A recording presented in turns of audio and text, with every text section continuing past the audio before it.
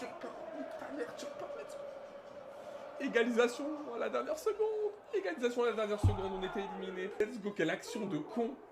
Vraiment, l'action, elle est trop con. Mais c'est beau. Il faut ça pour marquer, il en... Putain. Ça faisait longtemps que l'OM n'avait pas perdu un match. Et évidemment, il faut que ça tombe contre Lille, notre bête noire qui nous casse les couilles après un match nul en Ligue 1. Cette fois, il nous gagne en Coupe de France. Donc évidemment, pas de tirage favorable pour l'Olympique de Marseille parce qu'on se tape deux fois des équipes de Ligue 1, Saint-Etienne, Lille. Mais bon, cette fois, on tombe sur un Lille qui a subi, on va dire, les trois quarts du match. Évidemment, il y a eu quelques fulgurances, mais si on regarde globalement les statistiques, l'OM a dominé de la tête et des épaules, mais n'a pas su mettre le ballon au fond, à part à cette dernière minute. Luis Enrique qui a fait une très belle frappe, littéralement dernière seconde, pour égaliser. Mais évidemment, l'OM perd encore une fois au tir au but dans un exercice où on n'a jamais été bon. Toute notre vie, j'ai vu l'OM perdre au tir au but. C'est comme si on commence l'exercice en sachant qu'on est un peu perdant. Donc voilà, ça fait chier. Et évidemment, s'il y avait un Rulli aujourd'hui, ça aurait changé beaucoup de choses. Et pas pour forcément le match en lui-même, mais pour le tir au but, parce que c'est un gardien qui a arrêté, comme on le sait. Comme on le sait tous, je vous apprends rien, 3 pénaltys directement à la suite. Donc comme Luis Enrique qui a marqué à la 95e minute, mais qui a loupé son tir au but avec Rao évidemment. Donc on va revenir sur toute cette partie au fur et à mesure de cette vidéo. Accrochez-vous. Désolé pour la couleur de mon haut aujourd'hui, qui a la couleur de Lille, mais on s'en bat les couilles, c'est pas le plus important. Et aussi, désolé, j'ai été un peu inactif ces deux derniers matchs, parce que j'étais en vacances et j'étais avec ma famille. Et voilà, pour des raisons personnelles, donc je ne pouvais pas faire de vidéo, mais me voilà de retour et je vais donc, du coup commenter tous les matchs et les analyser. Donc dans le jeu aujourd'hui, Marseille a fait du 2 herbivol comme d'habitude, hein, on s'en est toujours bien sorti, des belles passes, etc. etc.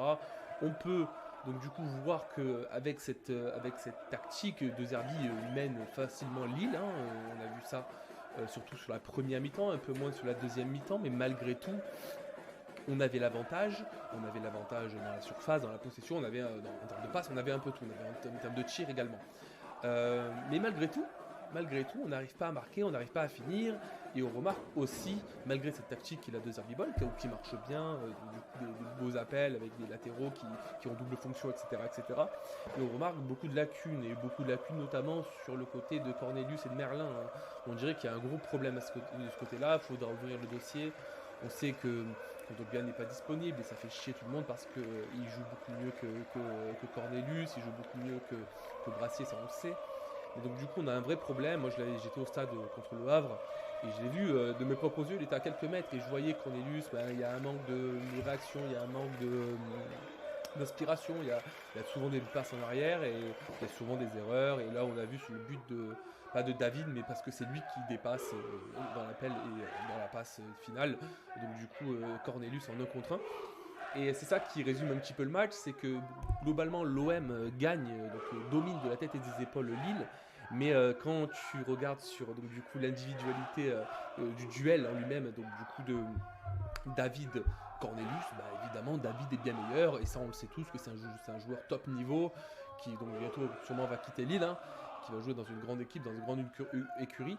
Mais là n'est pas le souci, c'est que oui, il y a un grand écart et on l'a vu. Le jeu, la 2 herbivol évidemment, on le connaît, c'est beaucoup de pressing et des passes qui cassent les lignes. Et dans ce cassage de lignes, je vois beaucoup d'erreurs. Et je vois beaucoup d'erreurs. Aujourd'hui, on a subi qu'un seul but, mais on aurait pu en subir plus, comme on aurait mieux en mettre plus nous aussi, hein, je suis d'accord. Mais il y a eu des duels, je les ai vus, il y a eu des pertes de balles, on a vu du Rongier, du Adrien Rabiot, même si Adrien Rabiot a fait une super partie. Des erreurs à gauche, à droite qui donnent des situations plutôt désagréables. Hein. Et ça, il faut le noter, c'est qu'il y a beaucoup d'erreurs, et ça, c'est le deuxième ball, c'est que la moindre erreur, ça donne l'avantage à l'équipe adverse.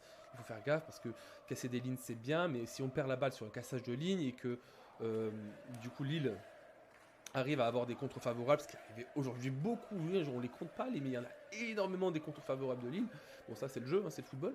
Mais du coup, ça donne des situations où, écoute, on est en infériorité numérique sur des attaques, et ça nous met dans la merde. J'ai également remarqué que Greenwood, en seconde partie de... J'ai également remarqué qu'en deuxième mi-temps, Greenwood avait beaucoup de mal. Hein. Et j'allais parler de nonchalance, comme j'en parle à la seconde vidéo, mais c'est pas forcément de la nonchalance, c'est comme ça qu'il fait pas d'erreur. il fait pas trop de pressing, il fait du pressing un peu à moitié, etc. Mais même physiquement, enfin, on lui donne un coup d'épaule, il tombe, il va pas jusqu'au bout de son action, etc., etc. Alors, le dossier, il va pas s'ouvrir parce que c'est Greenwood et que c'est le meilleur buteur de Ligue 1 et que malgré tout, il a fait des grosses frappes et qu'il a été hyper dangereux. Mais il peut tellement faire plus, Greenwood. Et il a fait pas mal de pertes de balles. Il est revenu un petit peu en arrière. Il est assez libre sur le terrain et ça, c'est à la fois quelque chose de positif et de négatif parce que des fois, il a besoin d'être un peu encadré sur ses prises de décision. Mais au-delà de ça, eh ben, j'ai vu quand même un Greenwood en deuxième période qui avait du mal. Et du coup, tu le ressens directement à l'OM qui est directement dépendant de Greenwood. Et il faut faire attention parce que c'est un joueur qui doit être très fort avec l'OM, qu'il est, hein, mais il ne faut pas qu'on soit dépendant de ce joueur. Et heureusement que Luis Enrique a marqué parce que tous les efforts de Greenwood, même s'il a fait des belles occasions, eh ben, ont été en vain, n'ont pas suffi pour marquer ce but.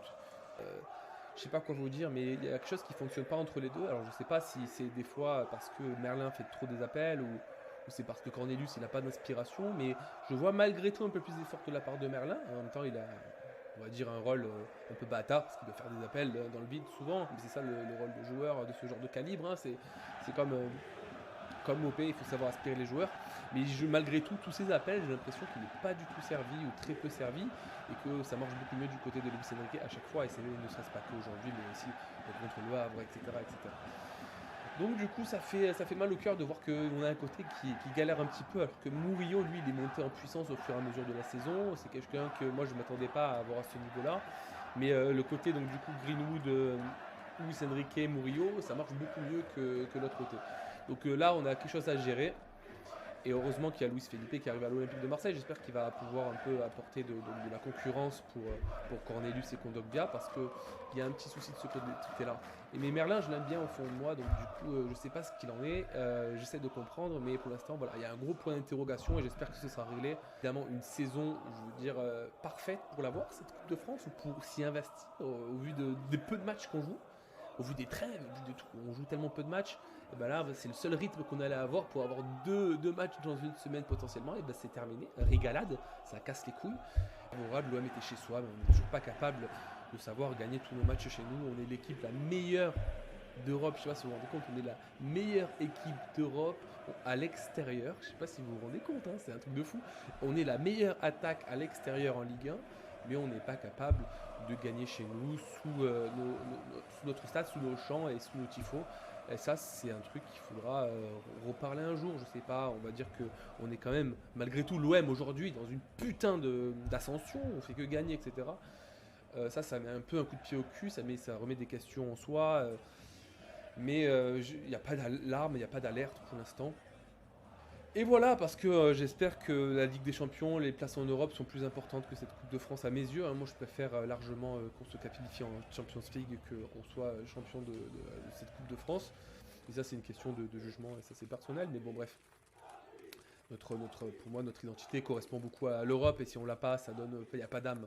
Enfin bref, ça fait chier de perdre contre Lille, une équipe qui joue le haut du tableau comme nous, qui sont un peu moins bons ces derniers temps, mais qui arrivent toujours à nous casser les couilles après ce nul contre nous et après cette victoire contre nous.